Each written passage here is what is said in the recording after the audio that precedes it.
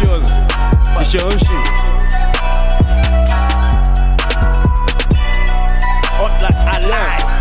Yeah, but I'm honest about it. What's poppin', guys? Welcome to the 90s Baby Show. We got some experienced financial advisors.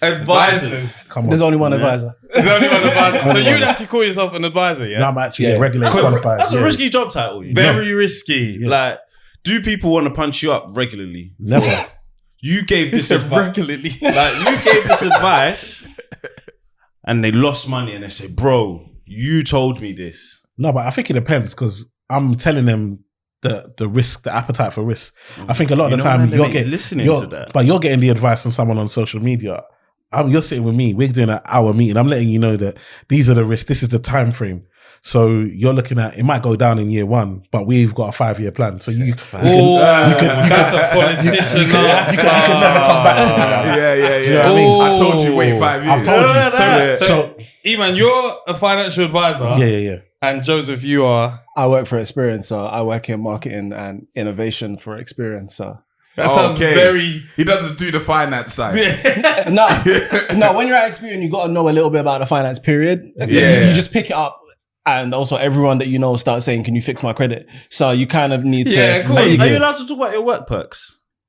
Yeah, it depends what you mean though. Okay, so is your credit score 999? Because if it's not, why? No, my credit score isn't 99. You know what's mad? It was 999 before I started at Experian. Yeah. And now it's gone down since I bought a place. But That's I'm in the 900 still, 971. Why does that happen? Because Good bloody question. Good question. So credit is basically your ability to pay back money. So for example, there's 6 of us in this room, right? If Temmie's been asking you for money and he ain't paid you back, now Temmie comes to ask me for money, I'm checking with you what happened there. Yeah. And if I am going to lend Temmie some money now, I'm going to slap a higher interest rate on it, or I'm not going to lend to him, period. Okay, but if you just bought a house that you said I'll pay back in 25 years. Yeah. So why is he now telling him no? After 1 year, he's telling him he hasn't even paid me back. How dare you? All right. No, my credit for So that. how that goes now is that say, okay, brilliant. Temmie took a loan from you, and it's going well, but it's still early. Like, I've got 5 years of history on Temmie paying his bills, but now he's got this one new bill. And I don't know if this is going to be the one that mashes up everything. So now I'm going to wait a little bit, knock him down just a bit to see if he can bounce back up to where he was, because honestly, the risk profile has changed. And that's where they look at your affordability. So say you make £1,000 a month and you've got £900 worth of outgoings. You've only got £100 to pay me back. So every new thing you add reduces the chances of you being able to pay me back and increases the likelihood of me never seeing my money again. So in that short period of time, we knock it, we say we like it's got anything to do with me, but the computer knocks it down a little bit. Algorithm. I don't like this algorithm. I be looking at my number, I'm like, what? Ain't moved. I get an email saying you scored something news on your report, go check it. Nothing new. They just want me to go on the app.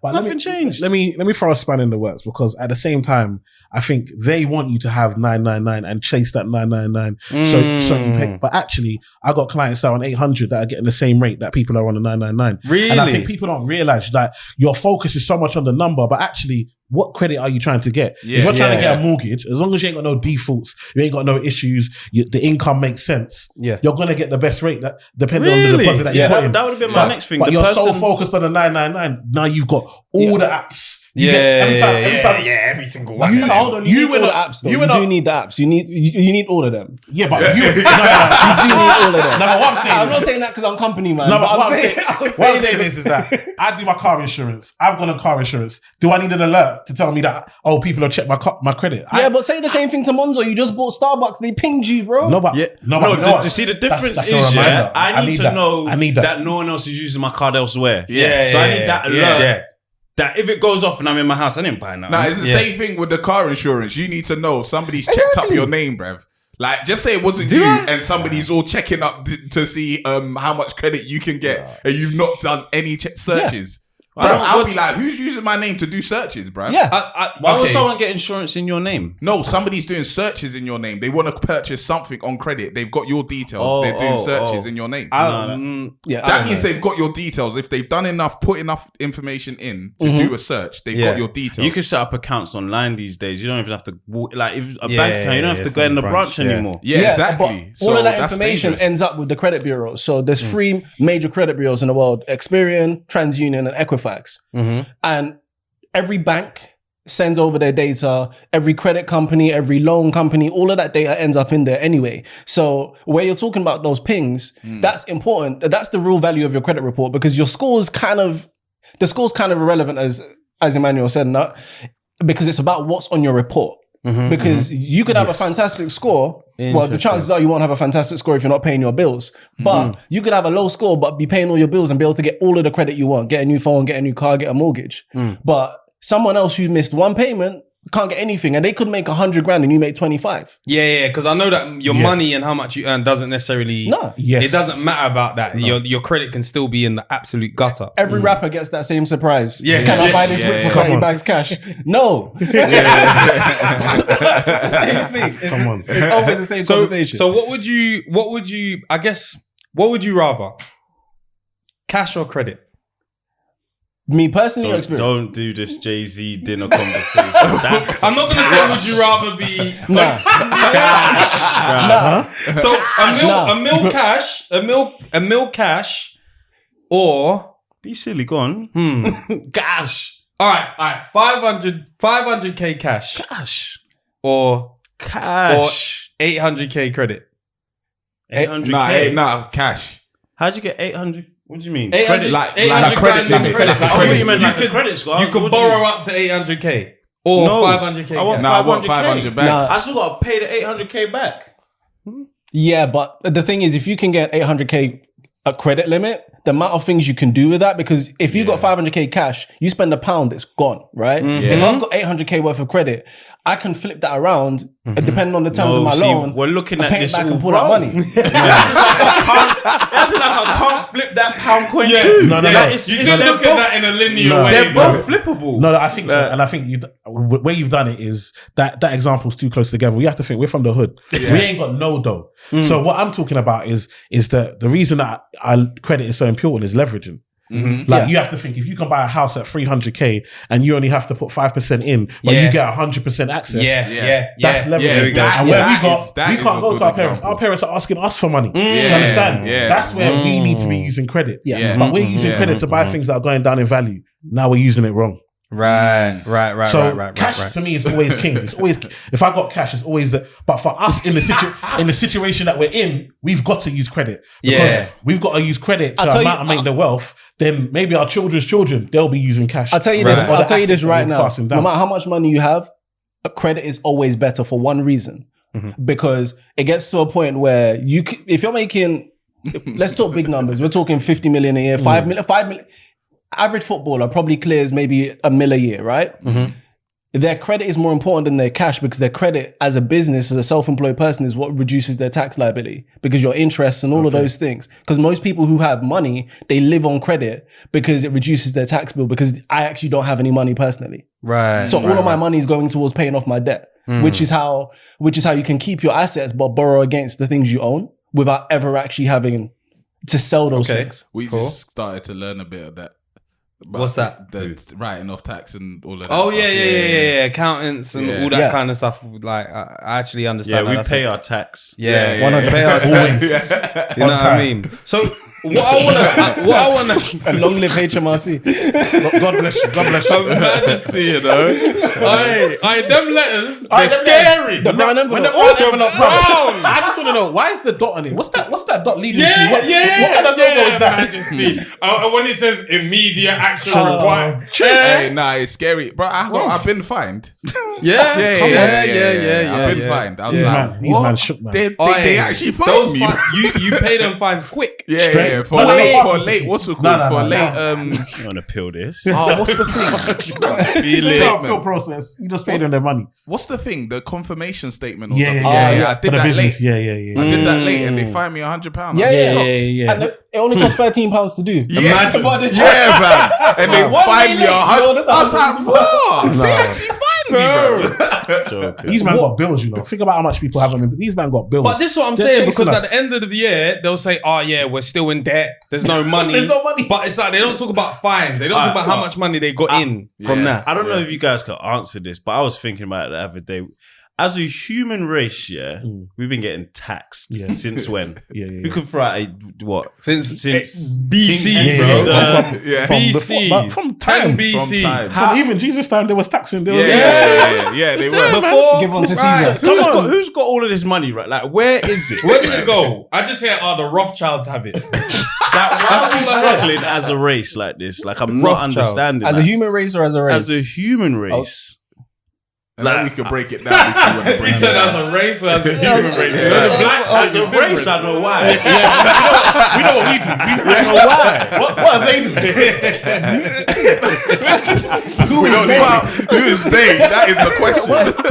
But how are we here? I just don't get it, man. It spins me. It baffles me. Yeah. But, okay. Well, they can't answer the question. You can't, no worries. But it's just, it spins me. Yeah.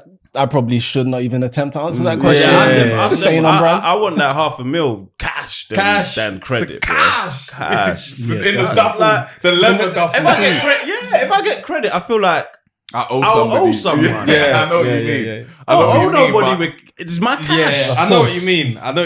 Debt is something that I'm not that comfortable with, which is why. And obviously, it's something you have to be comfortable with. You got student loans. You got all these things. You understand? You can work the debt system, which I don't think.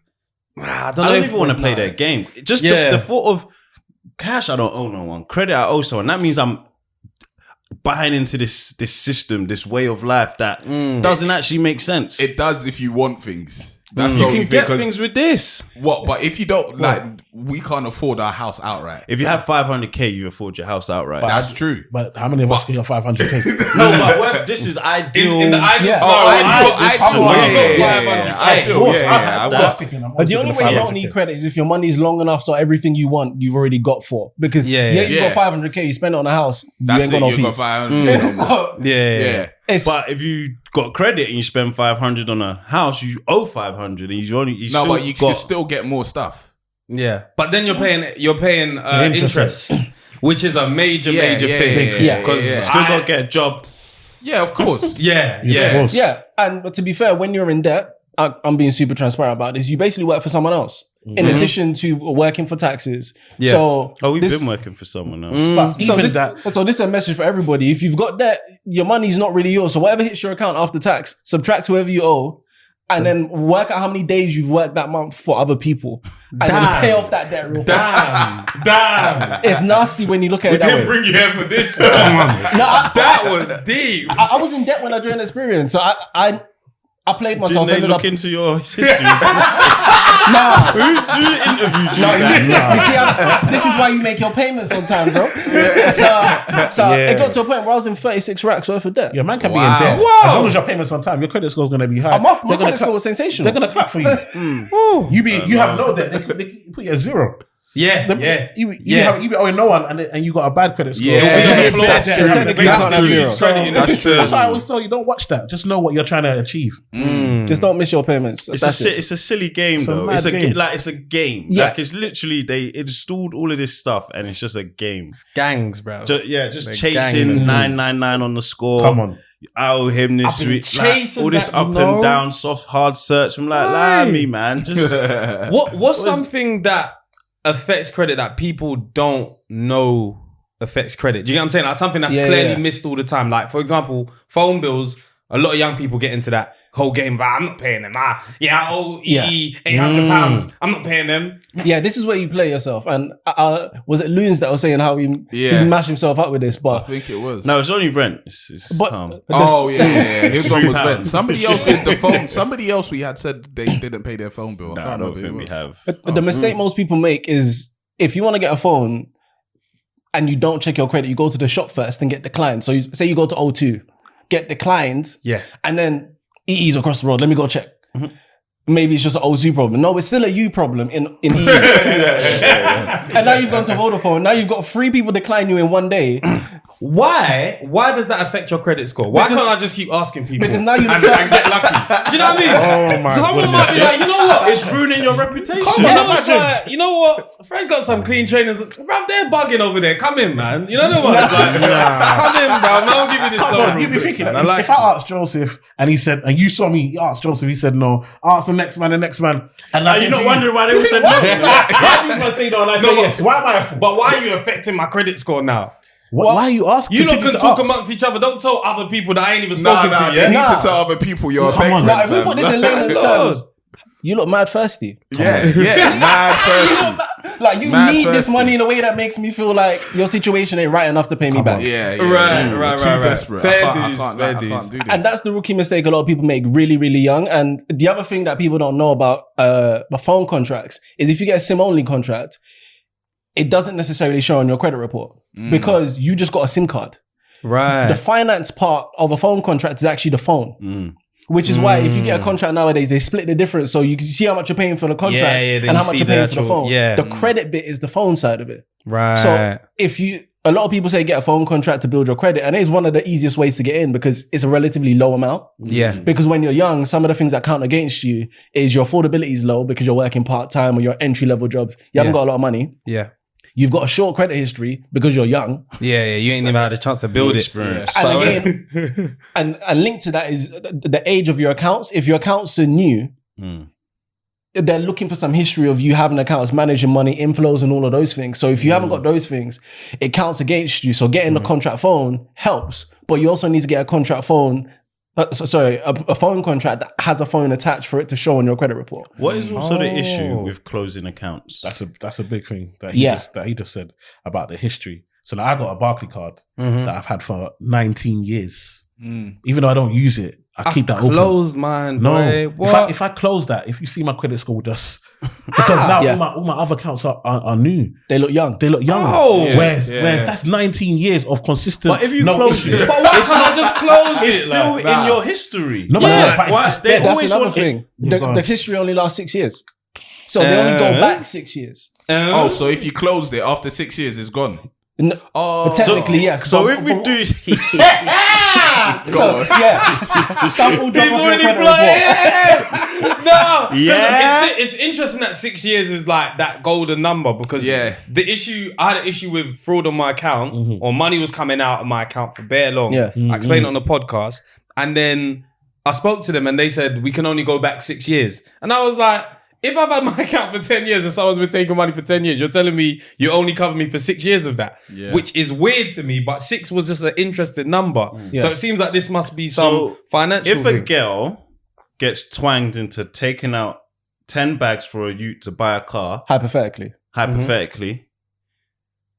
and he mashes that up, she just got to wait 6 years and she's good. Yes. However, she'll still have the debt though. Unless somebody's going to have to pay back the debt, right? Technically. So if it goes to debt collections, what happens is that the debt may eventually be written off.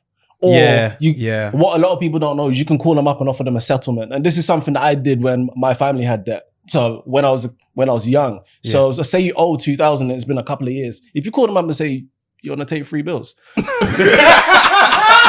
I love this. Some of them will say, or they'll come out with a number that isn't $2,000. If you're and what you do, if you're smart, you fill out a budget sheet. You know, like these Emmanuel, so come on. There's national debt line. You go on there, you show that you can't afford nothing. National debt line will holler at them and say, listen, they can only afford £1 a month. So then you say, listen, take 5 bills. Wait. Does that increase your credit score? No, you're finished. You're on the floor.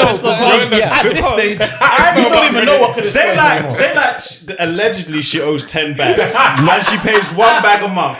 I'll get annoyed after 2 years of seeing £1 go out every year and it's not helping to no kind of credit score. I'm like, why am I paying this? I think the perspective to have here is imagine you're in a hole. Yeah. This is just to get you to the point where you can think about stretching your hand to touch the edge. Yeah. You're still in the hole. You're still in the hole. But you can touch the edge. And slowly you can build to get out of the hole. Up in the hole and now your arms are free. After 6 years, the credit is wiped. Yeah, so after 6 years, things fall off. Yeah. But the other thing to bear in mind is like missed payments. Those only stay on the report for 2 years. Oh, is it? Yeah. I didn't know that. Sorry, they stay on the report for 6 years, but they only impact your score. Yeah. For 2 years. For 2 years. But where lenders, so if you're getting a contract or some sort of borrowing, the key thing to remember is what happened in that 6 year window, because they'll get the whole report. So if you look at your credit report, it's free on Experian.com. If you look at your credit report, you'll actually see your payments for pretty much 6 years if you had the account that long. And one other thing, people are talking about charging for credit reports.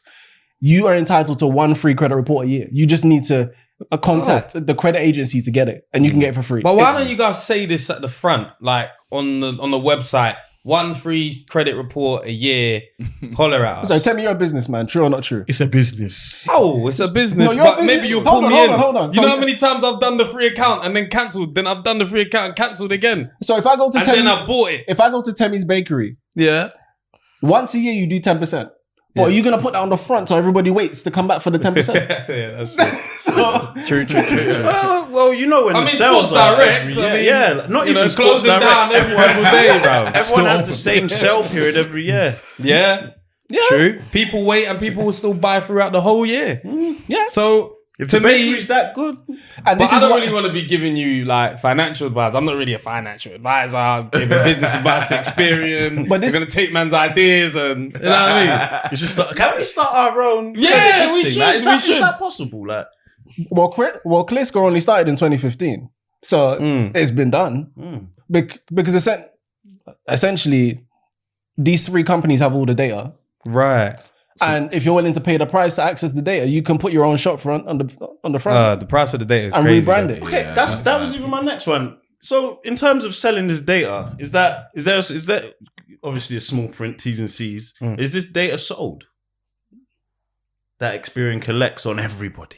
That's not really my space, but it is part of what Experian does as a business overall. So,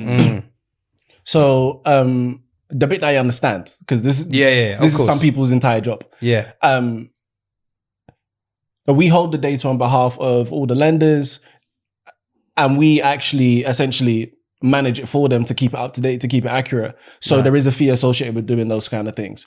And then some of the data we collect from different sources can be used to help other businesses. So I don't know the ins and outs, but if you search Experian marketing or targeting and stuff like that, you'll probably get more information that way. And just remember, the price of data went past the price of gold. And oil. It's $1 trillion industry, which is crazy. It's the most expensive. What, obviously, there's a lot of young people that listen to the podcast, and I'm thinking, when I was young, I didn't understand anything about credit. Obviously, I understand it now. Yeah. You know, credit cards, APR, all these kind of things you understand.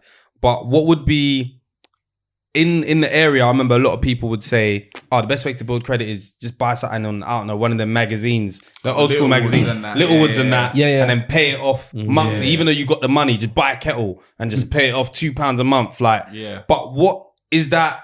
One, is that a good thing to do? And 2, is there advice for actually building good credit when you're young? Like, let's say you just got a job and you're like, cool, I want to start building my credit now. Well, specific advice I can't give, but I'll give it based on my experience. So the way I built my credit score is, basically in my house, I was saving up, and if the microwave broke or something, back when Comet existed, I'll go to Comet. Remember? Wow. I had the money. It was like 3 bills, 4 bills, or whatever. I had it in my pocket, but I was like, let me do this 0% for 6 months. Yeah. By month 4, call them up, pay off the whole thing one time. Yeah. I kept doing that. So by the time I was like 20, I had a perfect credit score. And the advantage of that is that it's a fixed amount of debt. Because this is where people get in trouble with credit cards. And this is my issue with a lot of like credit agencies, and I make no secret about it, where you're encouraging people to get credit cards, but it's revolving debt. It's not fixed. Yeah. It can just keep going. It just keeps going. And the worst thing about it is every 6 months, 1 year, the credit the lending company, the credit card company is just going to You fancy another $5,000 or another 5 bills? I feel like American Express does you dirty. No, they'll be like, I'm up. We noticed you've been paying that every month in full. How about 18 bags this year? What do you think about that? And I'm like, yeah, let's do it. I still outsmart them, but I realized there's a couple times I'm like, because you're supposed to spend at least, no more than 25% of your credit limit. Yeah, but if you're spending, if it goes up to 18 and you're only spending 5%, is that good, bad? How does that look? The key thing is usage. That's the key thing, usage. So, for example, Emmanuel with that 19-year-old account, I know you must buy a sandwich on it once every couple of months just to keep it active. Because but no, because they'll freeze the account. Because the first they did that to me, boy. The account that I'm using, I had an account at uni. No, I had an account, and then they gave me a student saver. Oh yeah, slapped a bit of money in that, took it out immediately, left a little bit in there. All the other week they're talking about, if you don't use it, we'll close the account, and I can't get the money. I'm thinking that's mine. I want that back. Why you close it? So, but it's a saver, so you don't spend out the saver. You just have to put a little pound in there. No, it's one of those weird quirks where if you don't use it, you lose it to a degree, and this is what happens to a lot of older people. Crazy. So once you paid off your mortgage, you don't really want too much. You end up having the worst credit score, even though you've got all the money, you've paid off all the house, the car, you got everything you ever want in life, but your credit score is trash. You don't need a credit score at that age. Come on. Until you get divorced and have to figure out how to get your own house. We ain't because the missus took it. You live in different wings of the house. Yeah, this is till death do us part. Come on, man. Stop messing about. What about people that are, I don't know, not working? Like, it's difficult, like, people that are self-employed. So those kind of people building credit, is it the same for them? Because obviously when they want to go get a house, fine-tooth combs going through their finances, all these kind of things. You're self-employed? Yeah. So how is it for you with your credit then? Yeah. Building that. It's fine because again, have you ever been in the gutter before? I have back in the day. Yeah. I got made redundant. So and that's when you're young and you're making money. I always made money so long. No, but give the details though. You made redundant. What else happened? Give the details. You might as well give it. You got bare kids, bro. Oh, that was I got 4 kids. We'll talk about that. When we can talk. Okay, cool. Yeah. But what happened is that like, I started out being successful quite young. So I'd always made money and I lived to the money that I made. And then I got made redundant when the credit crash happened. What, as in like you're earning 10 bags a month and you spend 10 bags a month? Yes, spend it. Obviously, come on. It's coming in.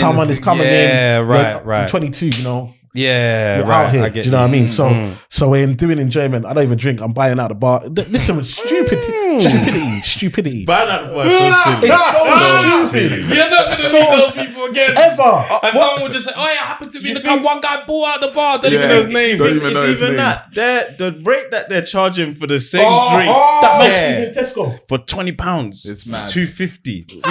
And you're buying it out for why? Even a Coke is £5. Think about that. It's crazy. Apple juice, the same Sunpride. £1 Sunpride, they're charging you $3.50 for not even half of it. Come on. Jesus. So I lived to the means. I was just living, enjoying, doing enjoyment, and then got made redundant because of the recession before this one, and boom, all of a sudden missed the payment, default.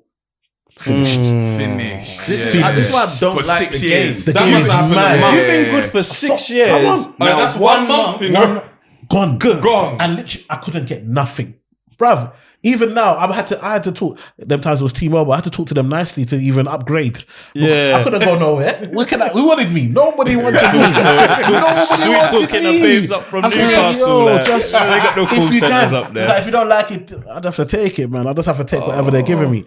And it's such a game. And that's when I realized that actually, we're focused on the wrong thing. But it taught me about money and understanding actually like emergency funds and living within your means and understanding that there's a tomorrow and trying to do something for tomorrow. But the whole credit thing, like it can mess you up and you can get lost in it. And you can also, like you said, offer you, oh my goodness, when they start offering you all this and you start to feel, your chest starts to feel a bit. Like, you ever walk past the shop? Walk past the shop and be like, I could buy that. I could do that. I could buy that. I could do it right now. I walk in and be like, it's not worth it. Yeah. I didn't even walk in. You're going a step further. If I wanted to, I like to browse. But one of my questions is, there's two. So if you wanted to buy a house with your partner, and then if you wanted to buy a house with a group of 5 friends, so you've got a credit score of 850, your partner's got 350.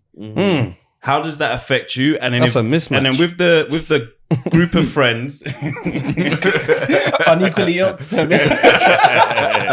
With the group of friends, say 4 of the friends have over 700 and 1 friend has 250. How did those two how does that affect the overall purchase of the house? I'll say straight for the group of friends, get rid of him. Fam, not everyone can. You don't need to be. We drove up to Manchester. You knew we were doing this. Go back to the hotel. Don't mind him. Don't mind him. You open a limited company, and he can be a director, and then when they do the checks, and normally you only put 3 directors actually on the mortgage, so you can still own the house without them having to check. That's smart. This is why people pay financial advisors. Don't mind. These are what you shed. From a credit point of view, in the hotel, these men are raving. Manny on the map, in the yard. So what about with your partner? How would you? What would you say as an Experian representative, and then we'll go to the financial advisor. It's going to be trickier to get a loan. That's the key thing. You may still be able to get one, but your interest rate will be higher. The advisor can get into what you can do next, but ultimately it may still be possible, but you may just find that you're paying more money for essentially doing the same thing. Loan. Yeah. So they'll rather look at what she has than how strong yours. Well, it depends on your combined, isn't it? Like your combined income and stuff like that. And also, it also depends on what's in your report, because the score is kind of irrelevant.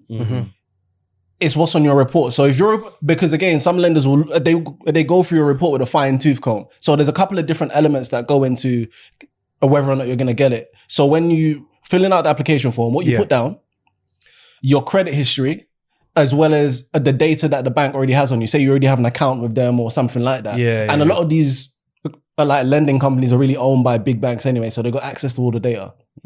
So depending on what it says on that, that's what will determine how it goes. Your credit score is one piece of your credit report specifically is one piece of a wider conversation. Right. So it's not impossible, but the chances are with that kind of disparity, you're not going to get the best rate. So right now you could probably get a 1.9%. You might end up at a 3.2. And in real terms, that could be £300 then you more a start month. Looking like maybe we're not compatible. Yeah. Do you know what I mean? Financially compatible. Maybe we don't need a house right now. You lot knew your partner's scores. Before going. I definitely asked. So what's your credit saying? But them time days, because I had 999, so I was like, what? Like, are you bust up like me? Like, do you deserve to be here with me? Do you get what I'm saying? So, but she was like, oh yeah, my one's good, and she was in the 900 as well. I was like, cool, no problem, as long as I have more, which makes me feel good, innit? I'm chasing the 999, innit? I'm from chasing the that. financial advisor point of view, let's flip it, just so we're not being sexist. If the guy had 200 credit rating and she had 999, which is most of my clients, because true. Them are struggling these days, to be fair. But there's different ways to do it. So it's dependent on whether for income, for the multiplier for the house that you're going to buy, whether you need the 2 incomes together or whether one person's income is enough. So for example, in this situation, she might have the good credit and have the good income, but he might have some more towards the deposit. Right. So he can still go on the mortgage, but we're only assessing her for the actual mortgage, for the affordability of the mortgage. And so that's how you can get around it that way. But then it can be difficult. The name of the mortgage is both of them. Both names will go on the mortgage.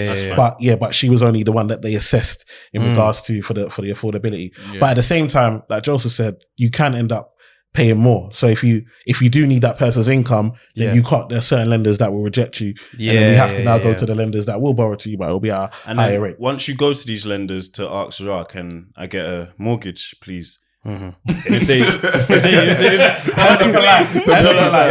please, can you open the door? Can I get a mortgage, please? What's that mortgage thing saying these days?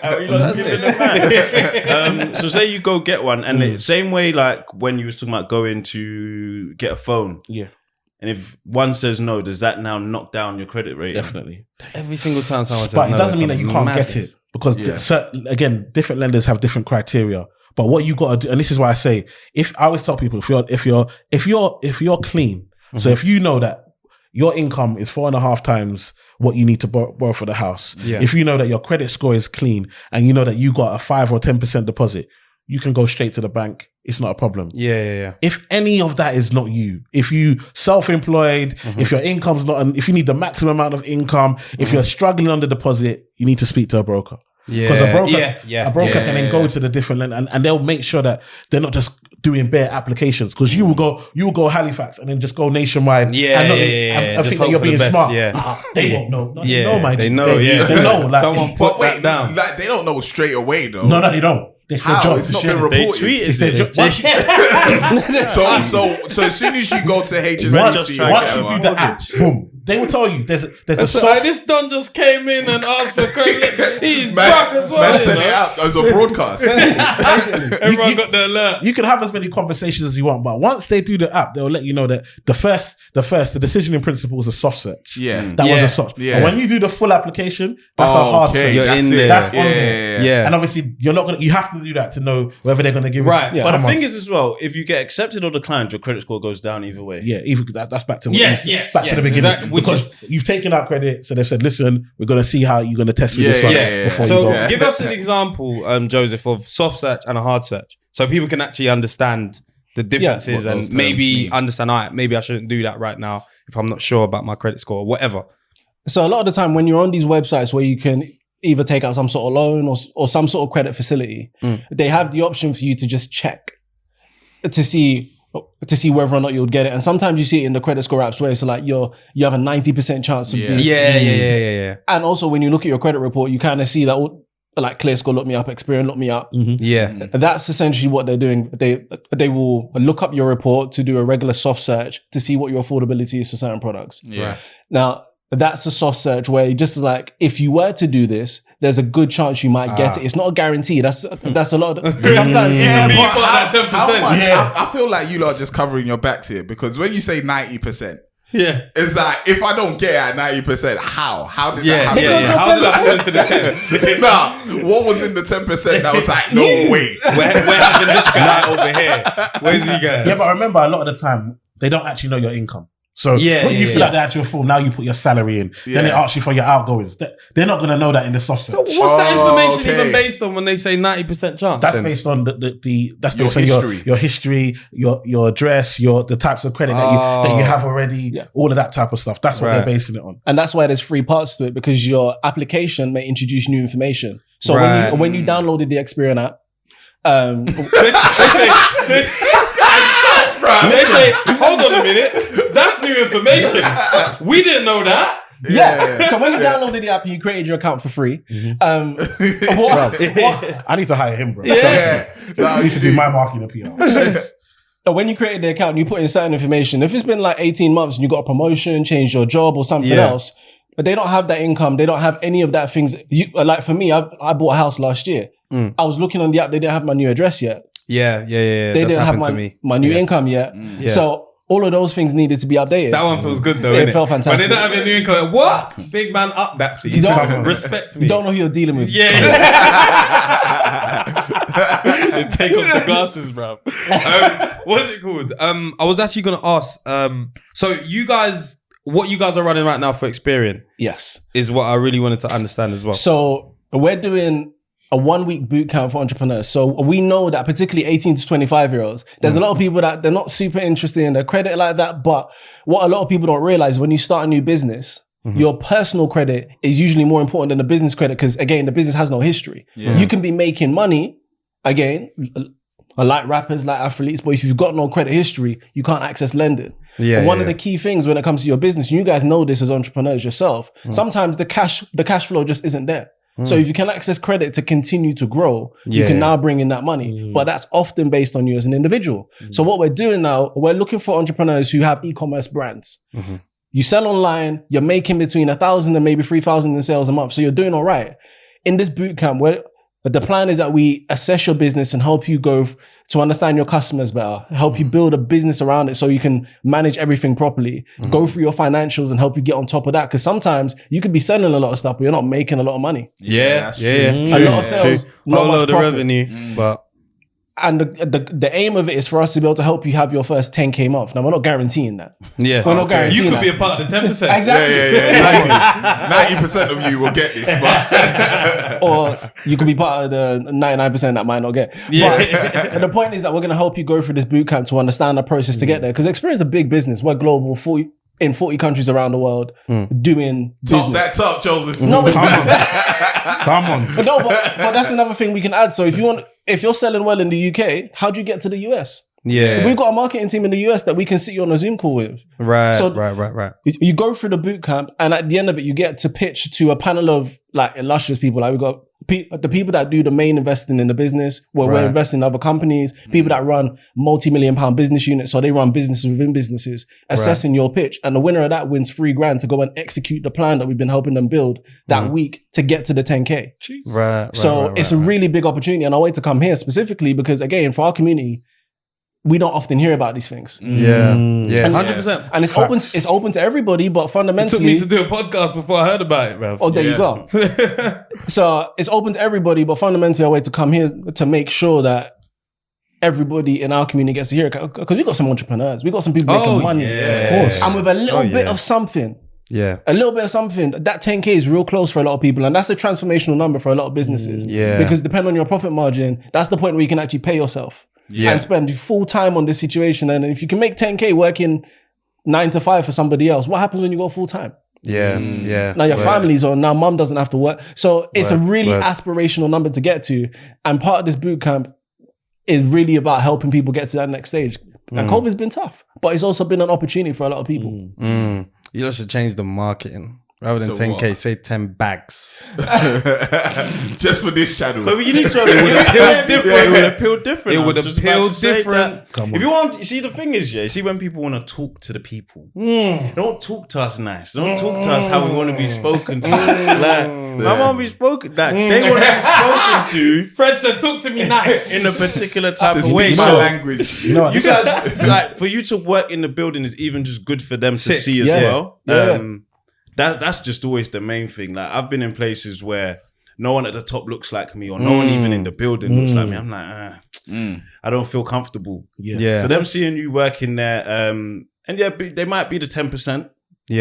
But they go and feel a bit more comfortable hearing it from you. Absolutely. And one of the key takeaways from this is yes, there's going to be one winner who gets the cash, but you now have people in your network. Cash on credit. Come on. No, straight cash. Straight cash. Cash. Also, the other thing is there's a couple of specifics around it. There's the application window is only for 5 days. So when this drops, it drops on Monday. So you've got audio drops on Monday. Well, the people that be listening will get the answers first. So drops on Monday. Okay, go on. Drops on Monday, and then on Friday the application window closes. So it's a tight window, and it's the first 50 applications because we can't go through 2,000 things. And this is end of October as well. So if you're not available for that last week of October, 27th to the end of the month, it's not for you. But we'll be doing other ones. But the focus here is that you get an opportunity to connect with a big business, learn from experienced people, and get access to that network. Do you know what it means to have someone who's a senior investor who controls several £1 million every year that they have to invest? Yeah. They don't this is something I'm starting to learn when I'm older. Like people be like, as my job is to invest, I've got money, I need to invest it. So where am I putting this money? Basically? Exactly. And in addition to that, if you got an idea, that person has the opportunity to be able to just say, actually, if you tweak this and this could be cold. Because they've seen 15 ideas that week. Word. Bro, but you don't understand. This sounds like dinner with Jay-Z a bit. That's what I'm trying to say. These men are not looking for these man. They're still waiting for their invitation to sit with Jay-Z. Man ain't got no dough. You're rejecting 500k. You're rejecting an investor. Bro, you're in overdraft. You're rejecting 500k. So that's another question, actually. Does overdraft affect credit scores? Big time. The worst. Oh, really? Overdraft is like the worst money you can ever touch. I always tell people, you're better off using your credit card than you are, because it's bad because they don't teach you this. Say that. They'll even say, "Oh, we've given you more overdraft." Think about credit card. This is a credit card. A credit card in the eyes of the credit score company, you used it and then you paid it off at the end of the month. Yeah. Excellent. That's what it's supposed to be for. Mm-hmm. Overdraft means that you weren't unable to manage your money, so you fell into your overdraft. And ran out of money to pay it back. That is atrocious. And so that brings it down. So again, uni students often fall into overdraft, but that's gonna happen. That's different. That's due to you ain't got no income. You're at uni. You're gonna be overdraft. Yeah. The problem with uni students is that they keep the overdraft when they start working, and the first thing you want to do is pay that back off and get rid of that. Right. Okay. I paid off the overdraft when I was 29 because of that reason. You leave uni and you just like the woman in the bank played me. I went there. I took the biggest one. I took the biggest overdraft because it came with a free. Give me all of that. Yeah, give me all of that. You're offering me money, I'll take all of it. So I took the biggest one.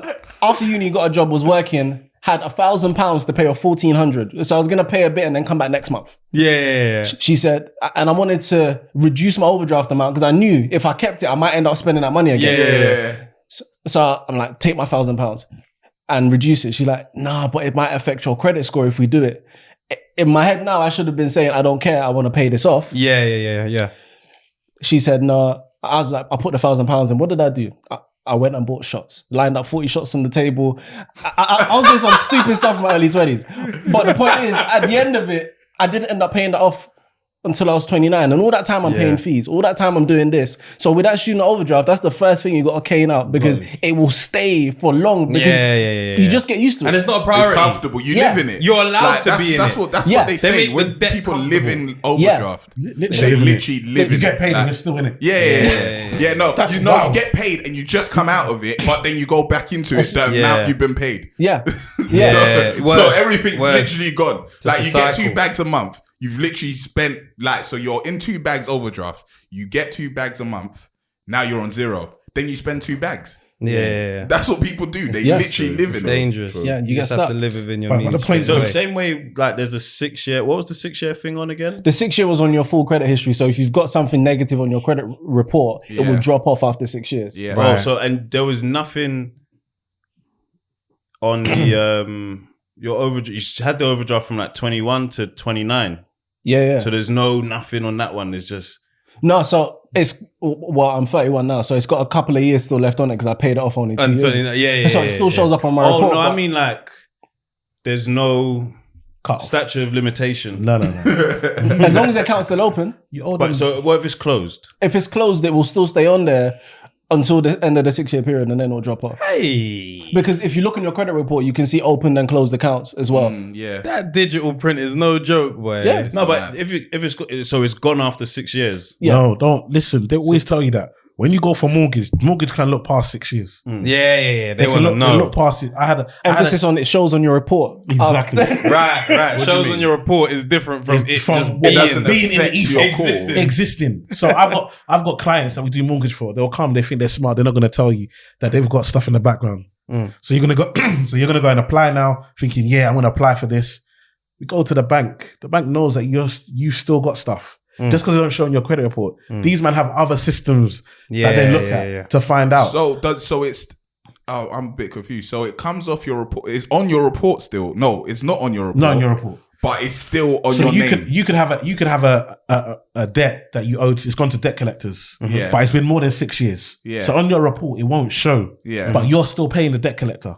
Right. Okay. But it doesn't show on your report. So your score based on that information will be fine. But when we go to apply for a mortgage, they'll find out that you got something with a debt collector, and boom, that gets. But what if I've paid off that debt now? Because, for example, I had a default from uni. Obviously, 6 years gone. No, you're fine. You're done. That's it. What's the default? Okay. Default. Because basically, I never knew that the water bill was in my name at uni. I was accommodation. That's another thing. Just advice: check if anything's in your name at the house you're renting or whatever for uni, because I didn't know. I got a letter to my house in Kennerton saying final notice. We sent 2 notices to I forgot about it.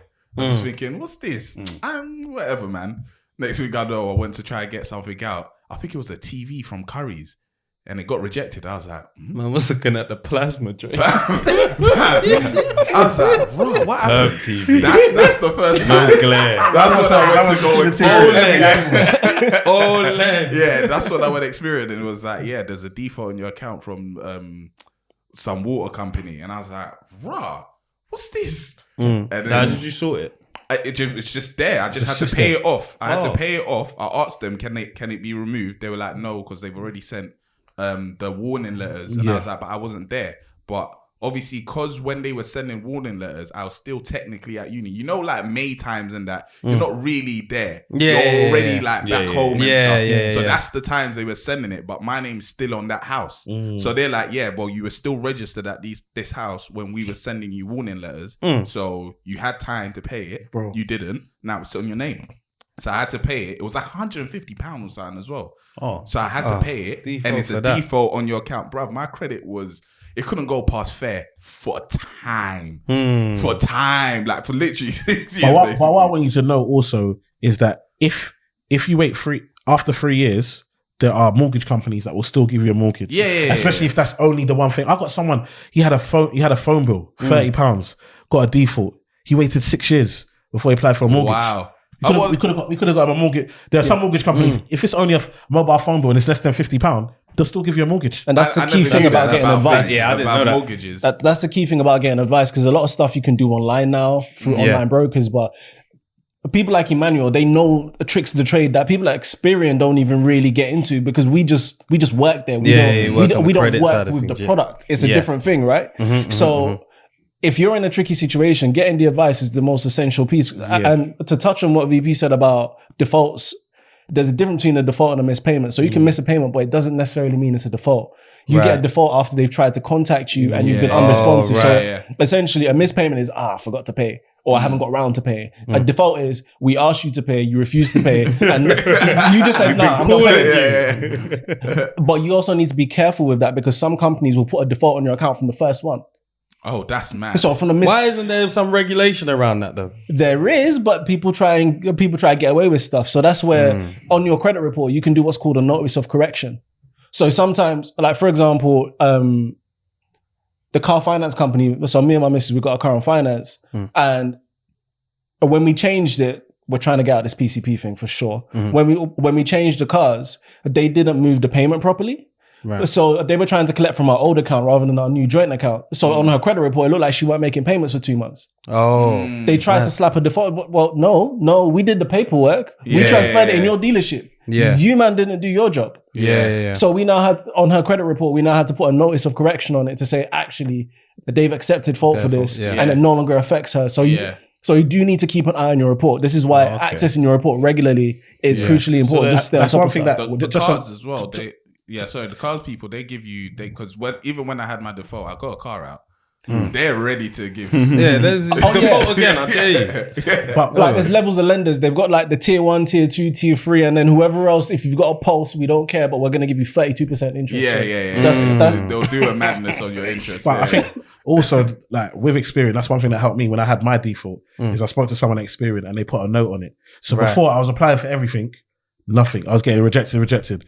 Once you put a note on it, a human being has to see what the note is. All of a sudden, I started to get stuff. Right. Because I put a note on my, and that's something that people don't know. Like, I literally, Experian did it for me. I went on it. I paid what, $9.99, whatever. I went on there, spoke to them, and they actually did it, put it on my file for me. And then that helped me now start to get back on, so I could start to apply for stuff, because a human had to see it. And when the human saw it, they said, right, it's only one, his whole thing is clean, never had anything wrong, it's only this one thing, we'll give you a blight. Do you know what I mean? Whereas if I didn't put the note on there, the computer says no. It's just algorithm.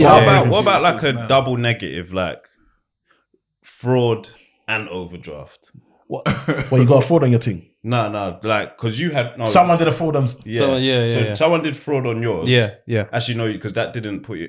But yeah, fraud and overdraft in one, double negative. Bro, I've got people that had fraud on them. They couldn't get a mortgage. They got They can't. These banks, if they even think anyhow that because there are people that will give their account and let stuff happen and get paid for it. And so these banks have clocked onto this. So if they think any way that there was any fault of yours and you were any way involved in it, they don't care what you say. And that thing is not even a 6 years. That thing is that when they put that marker on your account to say that you're blacklist and all that kind of stuff. Yeah, you can be banned from that bank. And then trying to get a mortgage, you have to go to these. You're looking 8% and that is. But this is something that's also important because your credit report is kind of without context, right? Because it's just numbers, just literally numbers most of the time. So when you do add a note on there, so if you have had a fraud situation on your account and it wasn't your fault, it may not be able to be removed from your report. But what you can do is add those notes because it gives context, and that's the key thing about it. So, and again, because a human has to see it. If you just let computers say no, you're probably missing opportunity. So getting advice, but then taking advantage because you have to pay $9.99. You can just get your report for free now. And also you can just Google the number. You don't even need to get the app. Google the number for Experian and whichever other credit agencies you're using. And just call them up. All of them have call centers, and all of them will be able to talk you through what your options are because they got experts on the other line, 9 to 5 to take calls. While we got Joseph here, let me ask you a question though. How come you lot always say we're not on the electoral roll when we're on the electoral roll? So like, literally, that thing is a madness. Okay. So to clarify that one, remember, Experian is the holder of data. They're not the creator of data, right? So your local council, your banks, your lenders, and everyone else, is up to them to submit the data to us on time. So where it takes like 3 months for certain things to show in the report, that's not us.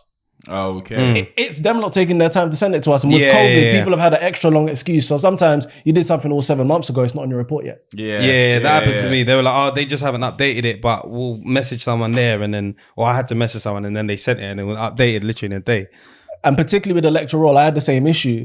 And what I had to do is I had to call up. So every local council has this department. You have to call them up. Is someone banging music or something? I don't know. That is mad. The bass. What's going on? Setting off car alarms.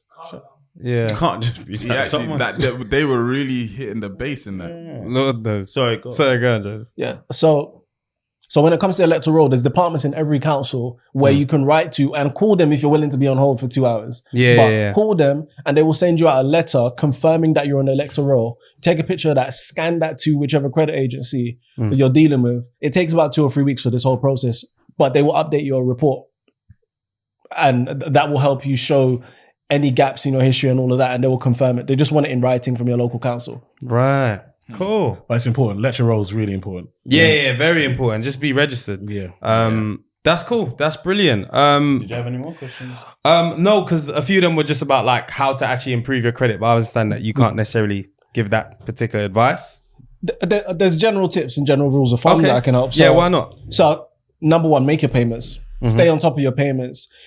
The other thing is to avoid getting multiple searches on your account. So you can't, similar to the phone shop example, you need to spread out. So plan your expenses. So if you know you're going to put something on credit, take your time to do it. Because again, you look first on a report and like, if all of these people are saying no, I don't want to be the one to say yes, essentially. So, and also just make sure you have the necessary apps. Download the apps, register for it so you can actually just see it. Most of them have free services. Experian definitely has a free service. And you can just log in and make sure that you're on top of certain things. And if you do want to access your credit report for free, you can get it once a year for free. So you should definitely be taking advantage of it. And if you're in the build up to making some sort of purchase or anything like that, take out the Experian product for 2-3 months while you need it. You don't have to keep it. I do that sometimes. We would prefer for you to keep it, but you don't have to, right? Use it for as long as you need it. Get the thing you need and make sure that you don't end up not getting what you wanted to buy on credit because you just didn't check. So in terms, just before we do an intro, just to get clarity, on the getting a note from Experian, or if you know you want to get something on credit, it's best to obviously check your credit rating and history first. And if there's an issue, it's best to get a note before applying for credit, or could you not do it that way around? Do everything you need to do to put yourself in the strongest position before you apply for the credit. So if you need to get a note, if you need to make sure you're on an electoral roll, if no matter what it is, get it done first. And then you may need to wait a little while for it to fully update. How long? Because that was my next one. If you call and get a note, do they do it immediately? Does it take a week, 2? The person on the phone does it immediately, but you may not be able to see it on your report. for maybe 2 to 3 weeks. Sometimes it could, on the Experian side specifically, I can't speak for other agencies, about 4 weeks is the length of time maximum it will take to show fully.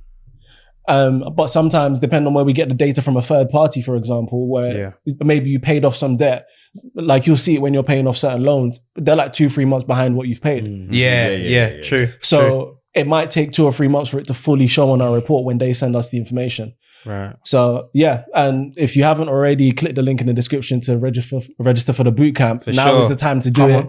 There's a short window, only 50 applicants, and I came to 90s baby first. After this, all the Facebook ads go out. You see on Instagram. So if you want your opportunity to get access to the bootcamp, where we're going to show you how to get to 10K, and the best person out of that will get $3,000 cash in their bank to grow their business up to 10K, and also have that network of people who are there on the other line to support you, and particularly me. I work in a global team. So if you need a phone call in Peru, if you need a phone call in the US or Europe somewhere, you've got access. Don't add me on LinkedIn for that. You have to go to the bootcamp. You have to go to the bootcamp. But wicked. Appreciate it. And Experian, go click the link and get involved. Should the intro? Yes, indeed. No swearing. No swearing. Yeah. All right, I won't swear. 90s Baby Show. My name is Temi Akabi. I'm Fred Santana. Still got a shooter in the house. No more defaults. No. Clean record. He can borrow anything he wants. Overseas, underseas, or God in him, whatever God. It's my brother VP in the cut. That's a scary sight. Yo. And we got Joseph from Experian and the E-Man effect in the house. God damn it. Appreciate you guys. Appreciate your time, Jay. Just before we go any further, as you can see, we're at London Podcast Studios. So Indeed. If you want to book the space, that link is also in the description. Good affordable rates, camera, lights, audio, couple studios, one in Hackney, one in Tottenham. Click the link in the description if you want to start a podcast. They've also got what do you call this? A cove, a cave. Photo shoot. They got what's them called? Colorama. You don't get the rug though. The rug is ours. That's ours. Don't get the helmet. That's ours. ours. No. Sold separately. Yeah. But if you want to book the space, the link is in the description. Cool. What's on the agenda today?